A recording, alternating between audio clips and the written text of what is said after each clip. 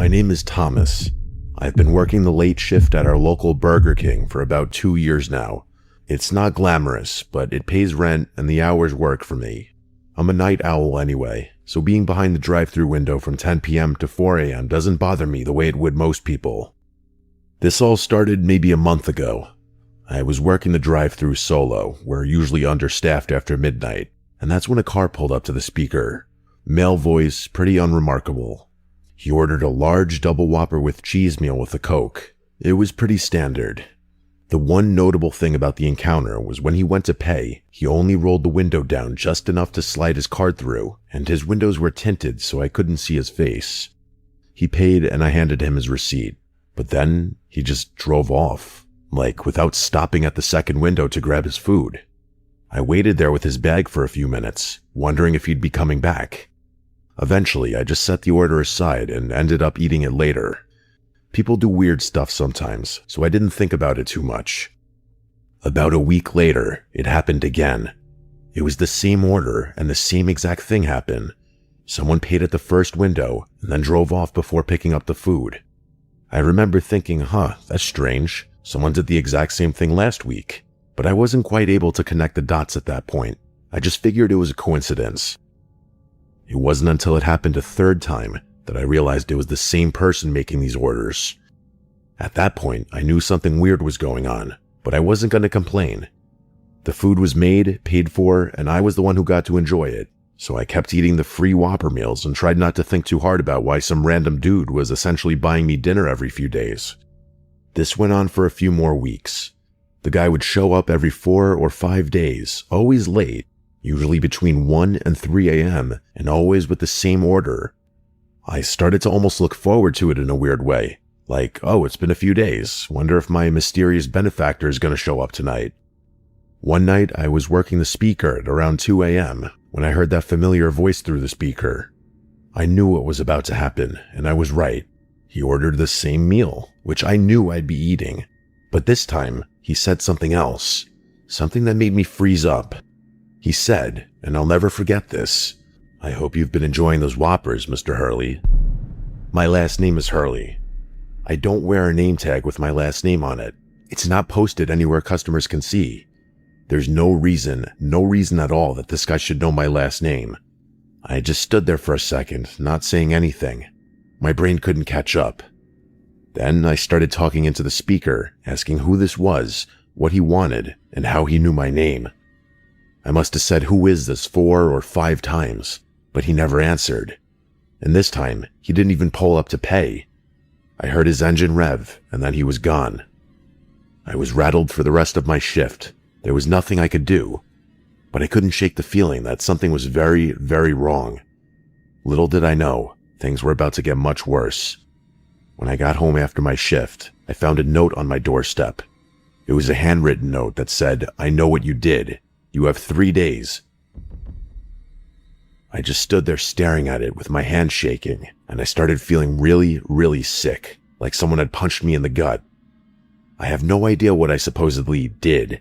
I've been racking my brain trying to think of anything that could explain this, but I've got nothing. This sounds so stupid, but I don't have enemies or secrets. I'm a 24-year-old guy that works at Burger King and plays video games on his days off. I'm not exactly living the most exciting life. I didn't sleep that night. Instead, I just sat on my couch with the lights on, dreading whatever was going to happen next. But nothing happened. I had no choice but to just move on. It turned out I wouldn't have to wait that long, because the next night at work, that guy was back. This time, he didn't even bother playing games. Instead of ordering food, he just asked me to write something down. Then, before I could even respond, he gave me an address. It was some random place on the outskirts of town, in an area I didn't recognize, and then he told me I had 2 days to deliver him $10,000. I damn near laughed at that. I didn't think he was serious, but he clearly wasn't kidding. As soon as he drove off, I immediately went back to being terrified. There was absolutely no way I'd be giving that guy $10,000. I didn't even have $10,000. I still don't. So I decided to ignore it. I figured it had to be some elaborate scam or prank from someone I knew. I should have called the police right then, but I didn't even think of that. 3 nights later, I thought things were over. I hadn't dropped any money off and nothing had happened. But of course, I was wrong. I was sitting there watching TV, winding down from my shift, when out of nowhere, I was jolted up by the sound of shattering glass. I hit the floor on instinct, thinking someone was shooting at me. But when I finally got up and looked around, I realized someone had just thrown a rock through my window.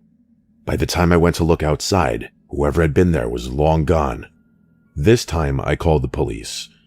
I told them everything, including the address I had been given, and they said they'd check it out and told me to stay vigilant. They really didn't do much, they just told me they'd patrol the area a little more closely, and that without any doorstep footage, which I obviously don't have, there was nothing they could do. And that was 3 days ago. I've called in sick to work the last 3 nights, but I don't even think that's going to do anything since the guy clearly knows where I live. I can't afford to not work, and I can't afford to move, so I'm stuck in this nightmare until the police can track that person down. I think I might try getting them to track the credit card number that the guy used to pay for the Whopper meals, but other than that, I'm not really sure what to do. Why I got targeted, I have no idea. Hopefully things don't escalate from here. I graduated from college about 8 months ago with a degree in communications, which, as I'm sure you can imagine, has been incredibly useful in helping me secure gainful employment. That's sarcasm, by the way. I'm still living with my parents, and I haven't been able to find a real job yet, so I'm off to a great start. In the meantime, I drive for Uber, and Uber Eats, sometimes both in the same night, depending on what's popping. It's not a career, but it's money, and it lets me feel like I'm doing something productive while I figure my life out. I know that sounds kind of pathetic, but it's what I've got right now. I drive mostly on weekend nights, Friday and Saturday, usually from around 9 p.m. until 2 or 3 in the morning. That's when the surge pricing kicks in and the drunk college kids need rides home from the bars downtown. It's not technically a night shift, but it feels like one. This happened a few weeks ago. It was a Saturday night, maybe around 1:30, and I was about ready to call it. I was about to turn off the app when one more request came through. The pickup was downtown, which was fine, but the drop-off location was really far away, past the suburbs even. I almost declined it for that reason, but the fare was too good. The girl I picked up was completely normal. The drive took about 40 minutes. By the time I dropped her off, it was past 2, and then I was alone, out in the middle of absolutely nowhere with a 40-minute drive back to civilization. I turned the car around and started heading home. Not 10 minutes into the drive, I saw a car stopped in the middle of the road with its hazards on. I approached cautiously, and I realized there were 2 people standing in front of the car, waving their arms like they were trying to flag me down. My first instinct was actually not to stop, but I'm someone who can't just ignore a person in need. So against my better judgment, I decided to stop. I stopped the car about 20 feet away from them and rolled my window down a few inches. Just enough to hear them, but not enough for someone to reach inside. It was a middle-aged couple, which actually put me at ease a little. That is, until they started talking. The woman did most of the talking. She had this frantic energy about her, but also something that felt slightly rehearsed, like she'd given the speech before. She said they were warning drivers about a collapsed bridge ahead. She went on to say it happened earlier that day, and they'd almost driven right off themselves. She pointed down the road into the darkness, and said if I kept going that way, I'd end up in the river. So naturally, I asked them what I should do instead. The husband spoke of a turnoff that was about halfway between where we were and the bridge. He said it cut through the woods and that it would add some time to my drive, but it would get me back to the main highway without having to deal with the bridge. I thanked them and started driving. Something felt off. I didn't know what it was, but I knew one thing. I was going to trust my gut and just drive the way I had been intending to go. About a mile down the road, I saw the turnoff they'd been talking about. It was this narrow dirt path that disappeared into the trees, and it was barely wide enough for one car. I decided to keep driving, and a few minutes later, I reached the bridge. I slowed down a little, but it was fine. It wasn't collapsed for sure, and it didn't even look damaged at all. I drove across it without any issues and made it back to the main highway a few minutes later. Even though nothing happened, the experience stuck with me to the point where I didn't sleep well that night. I kept thinking about what would have happened if I'd followed that couple's instructions. If I'd turned down that dirt road, alone in the middle of the night. A few days later, the curiosity got the better of me and I did something stupid. I drove back out there. It was the middle of the afternoon this time, broad daylight, which made me feel slightly less insane about the whole thing. I retraced my route from that night. Those people weren't there this time, obviously. When I got to the turnoff, that dirt path into the woods, I slowed down and pulled over. To my surprise, there was something new. There was a sign nailed to a tree right at the entrance of the path that simply said, "Dead End." That sign hadn't been there before. I would have definitely noticed it that night, even in the dark. Someone had put it up in the last few days. I sat in my car for a minute, staring at the path. In the daylight, it didn't look quite as ominous. It was just a narrow dirt road that disappeared into some dense trees. I wanted to explore it a little, but I was worried about my car getting stuck, so I decided to go it on foot. I'm not sure what I was expecting to find, but being that there was daylight out, I really wasn't scared at all. I turned off my engine. As soon as I stepped out of the car, though, I got a bad feeling. I stood there at the edge of the path, trying to see further down, but there wasn't much to see, really. I don't know what it was, but something about standing there and actually being out in the open discouraged me from walking in. Things went from 0 to 100 in about 2 seconds. As I was turning around and walking back to my car, I heard a scream ring out behind me. It was this awful scream, definitely a woman's, and it came from somewhere deep in the woods down the path. I can't tell you how fast I was out of there. Before I could even think, I was already speeding away. I don't think I've ever been so scared before, and that was about 2 weeks ago. I haven't been back to that spot since, but here's the thing. I can't stop thinking about it. Part of me knows I should just leave it alone, but I've been thinking about asking one of my friends to come out there with me.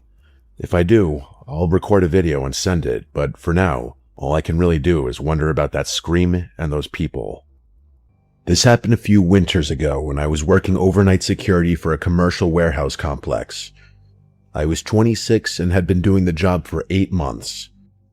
The shift ran from 11 p.m. to 7 a.m., and I was always the only employee on the site. There was a supervisor I could call if something went wrong, but for the most part, it was just me and the cameras. The complex was in an industrial area on the edge of a small city that didn't have much nightlife. Most nights followed the same routine. Clock in, do a walkthrough of the exterior, then settle into the security office to monitor the cameras. And every hour, another patrol. The warehouse stored mostly industrial equipment and bulk supplies, nothing particularly valuable. The night everything went sideways started pretty normally. It was cold enough for there to be snow falling, but nothing too heavy. I did my first patrol, everything was secure, and I went back to the office. Around 1:30 a.m., I got a motion alert on one of the loading dock cameras. This wasn't unusual. The system was sensitive, and wind or animals could trigger it. I pulled out the feed and watched for a minute, but everything looked normal.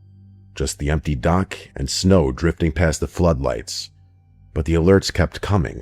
Every 10 or 15 minutes, the same camera would trigger. Each time I'd check the feed, and each time I'd see nothing. What started to bother me was that the movement always seemed to happen just at the edge of the frame, like something was there but not quite in view. By 2:30, I had maybe 6 or 7 alerts from the same camera. No other cameras were triggering, just that one. At 3 a.m., I went outside to check it myself. The snow had mostly stopped, and the complex was dead silent. I walked the full perimeter of the dock area with my flashlight. I didn't see anything unusual. All the bay doors were closed and locked, and there were no footprints in the snow except for mine. I went back inside.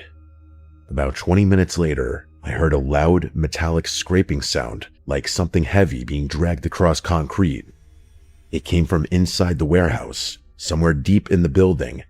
I checked the interior cameras, but all 6 feeds showed empty aisles. I was starting to freak out a little bit because I started feeling like I was being toyed with or watched somehow. But still, I explained the noise away by chalking it up to the wind or something. An hour later, though, I heard it again. It was louder this time. The dragging sound, followed by a sharp bang, like something had struck one of the interior doors. I cycled through the cameras again. Nothing on 1 through 5. When I got to camera 6, though, the feed was black. Maybe 3 seconds of static, and then it came back. But something was different. The angle had shifted just a few degrees to the left, like someone had bumped the camera or adjusted its position. At that point, I had no choice. I grabbed my flashlight and radio and headed into the warehouse. The interior was massive, probably 80,000 square feet of industrial shelving arranged in long aisles. During the day, it was bright and full of forklifts. At night, the overhead lights were dimmed to save power, casting everything in this yellowish half light. I was maybe halfway down the main aisle when I heard footsteps coming from somewhere to my left. It definitely sounded like someone, a person walking maybe 2 or 3 aisles over. As soon as I stopped, the footsteps stopped too. I stood there trying to control my breathing. I remember how tense it was, standing there in complete silence, waiting for a sound that I wasn't even sure would come. After what felt like forever, I couldn't take it anymore. I had to break the silence. In a firm voice, I announced my presence as security and insisted that whoever was there make things easy and reveal themselves. But of course, there was no response. The rest of that patrol was utterly terrifying. I was bracing myself for a fight or some kind of confrontation, and the longer I surveyed without finding anyone, the worse that feeling got. But I ultimately finished my patrol without seeing another person, which was arguably worse because I knew with 100% certainty that there was someone in there. I didn't see or hear anything for the rest of my shift, but that didn't make me feel any better. I actually felt somewhat guilty. My job was laughably simple, and I was messing it up in real time. But by the time 7 rolled around, I wanted nothing more than to just get out of there. I reported everything to my supervisor when he showed up on site. Maintenance did a full inspection, but didn't find anything either. Even after everything was double and triple checked, no one was able to identify the method of entry, and I could tell people didn't believe my story. Still though, that night remains one of the freakiest things that has ever happened to me. This memory still terrifies me, and outside of police and some close family, this is my first time fully revisiting it. A few years ago, I had gotten my first job at a 24-hour gym. At the time, I was in a gap year between high school and college, so I worked a lot of night shifts. The gym was open 24/7 and accessed by key card only, meaning often there were only 1 or 2 employees working. People could just check in, use the equipment, and leave. The whole facility pretty much managed itself. All entries, exits, and usage of equipment was processed digitally, so all I had to really do was sit in the office and keep an eye on the cameras. I would occasionally get up and walk around, do some light cleaning, and even talk to some of the guests. This was in a pretty bad part of town, but for the most part, everyone was nice and friendly, and it was one of those gyms where everyone kind of knows each other considering how few people really come in. This one night in particular, I was working from 8 p.m. until 6 a.m., which is generally a very long, boring shift, but everything that happened that night keeps me up at night to this day. It was around 2 a.m. when I had already done multiple rounds around the building and finished all routine paperwork. I was exhausted, so I just figured I'd sit down for a bit and monitor the cameras. Everything was normal at first. Not many people come in to work out in the middle of the night, but there were a couple regulars who came and went. I had worked here for a few months now, so almost everyone I recognized, except one man. I first noticed him when I saw him using a treadmill in the far corner. Normally this wouldn't catch my attention, as we have new guests from time to time. However, what really caught me off guard was how fast this man was running. I pulled up his treadmill number in the system, where I'm able to live monitor all equipment activity. He was running 9 miles per hour, which was impressive already, but what really shocked me was the fact that he never stopped.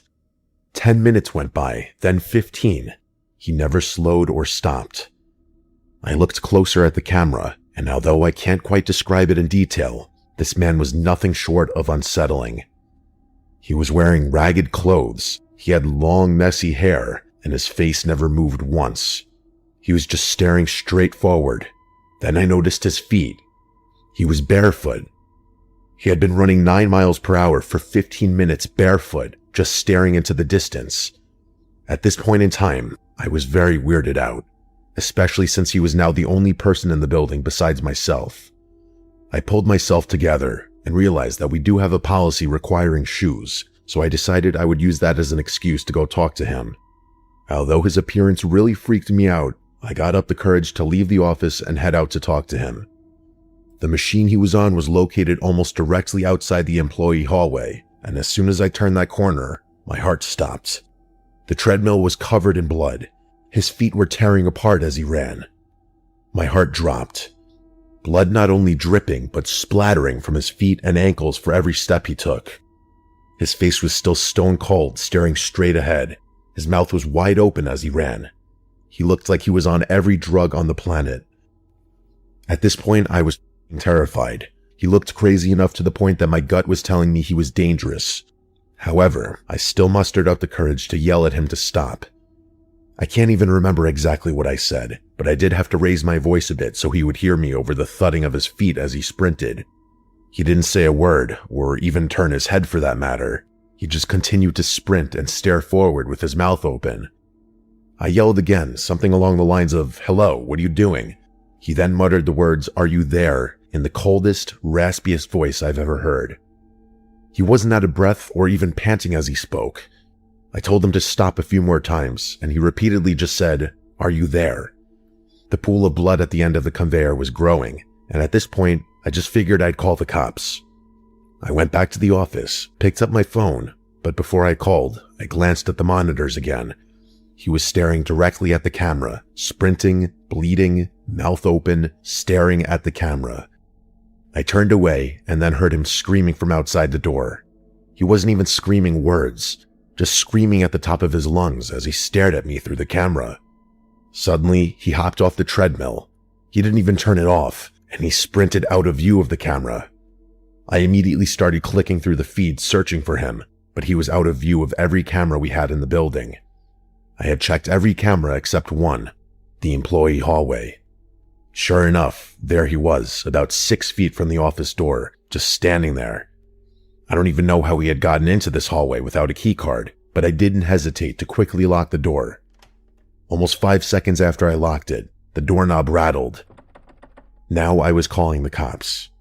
He started screaming again and shaking the door as I explained to dispatch what was happening. They told me police were 5 minutes out, as I just waited in the corner of the office while this man was trying to get inside. His scream was terrifying. It was so deep it barely sounded human, and he kept it up for an unbelievably long time. This went on for about 3 minutes. I thought if he got in here I was gonna die, and I felt absolutely helpless. Suddenly though, the screaming stopped and the door didn't move. I checked the cameras again and he was gone. I couldn't see him anywhere. Eventually, the police arrived and I made them search the entire place before I would even leave the office. They told me he was nowhere to be found. I answered their questions and drove home. I quit the next day and have not entered that gym since. I have no idea what that man wanted, or what kind of crazy he was. I still wonder what would have happened if I didn't lock that door.